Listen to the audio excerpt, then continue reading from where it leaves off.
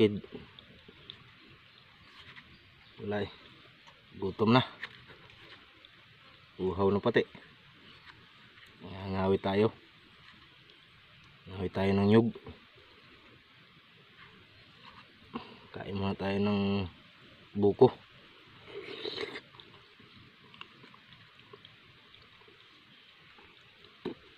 Nanganing oras pa,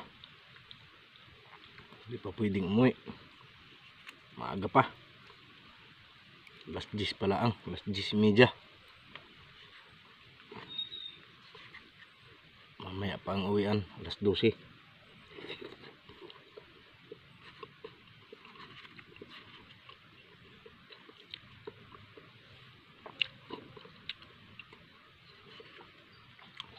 Tiyaga muna tayo sa buko.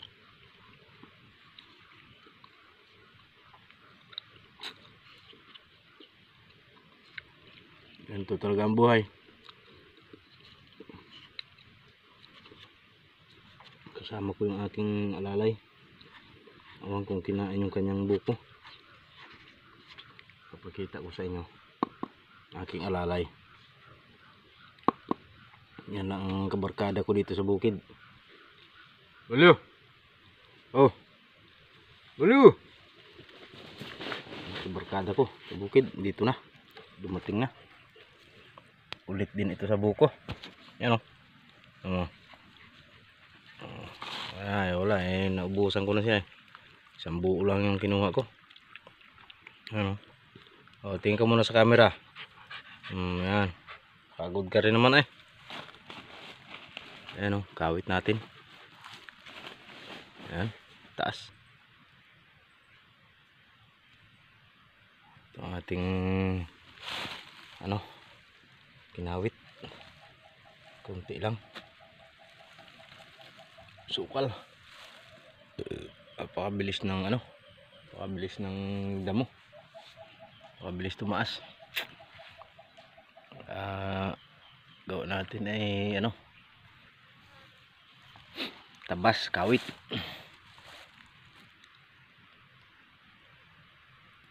Yan o. Kita nyo mga kabukid ng gubat.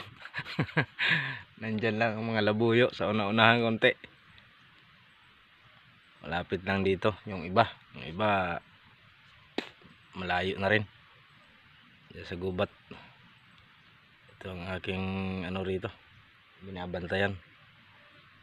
Maraming labuyo dito dati. Yung iba nahuhuli ng mga namamaril. Kaya umisod-isod na tayo dun sa bandaron. Pero meron pa rin dito. Nung nakaraan nakahuli pa ako dito eh. Pero mga ilan na lang. Nandun sa medyo malaki-laking gubat ang dito sa may nasasakupan ko. Lang ito. Konti na lang. Palaging nahuhulihan. Marami na rin pumupunta rito minsan. Kaya yan. Tapos na tayo magbuko. Pahinga muna konti. Ako kawit na naman. Ayan o. Kawit natin. Taas.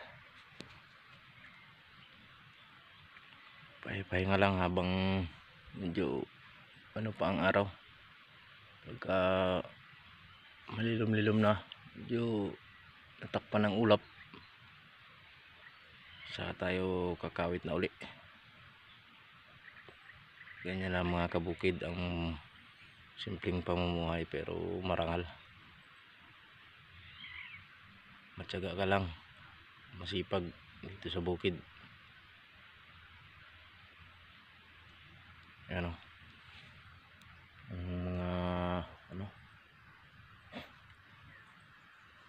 Mga labuyo dyan. Dati marami dito labuyo.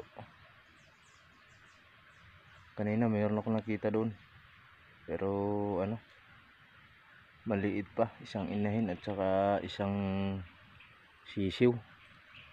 Pero lumipad at nagtabas ako.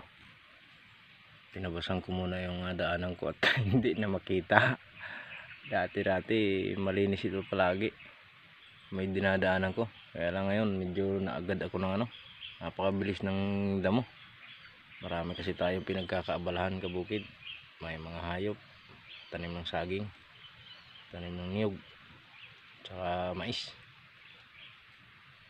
Ayan, mamaya uli pagka nakaisod-isod tayo dun sa una-unahang konti.